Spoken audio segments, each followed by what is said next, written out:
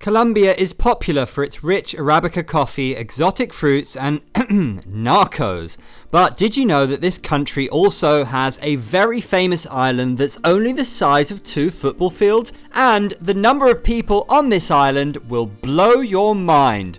In today's Explorathon, let's explore Santa Cruz del Islote, the world's most densely populated island.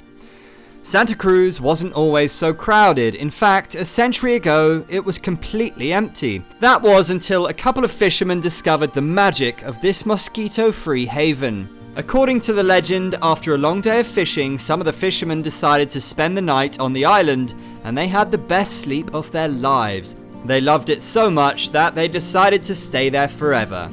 Fast forward to today, sadly, it's no longer a magical sleeping island, but rather a floating micro-slum, housing more than 1,200 residents. Because it's 4 times as densely populated as the city of Manhattan, the streets here can get filthy. Really filthy, with feces flowing on the road and garbage rotting in the open sun. Not a welcoming sight. There's also no running water or electricity. Water is shipped in from nearby islands, and a sole generator powers the whole island for just 5 hours per day. But the lack of resources doesn't stop the islanders from living their best lives. Behind the narrow alleys filled with trash, Santa Cruz hides a freakish side.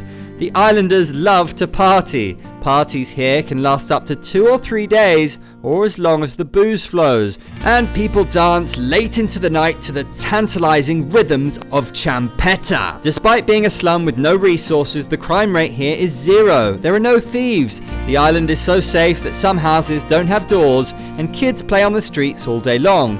And if that isn't crazy, then listen to this. Everyone on the island is related to one another by blood or marriage, making the 1,200 residents one giant family.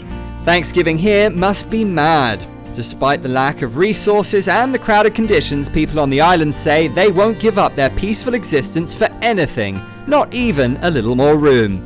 Is this a crowded utopia or a glorified slum? We'll let you decide. And subscribe to Explorathon.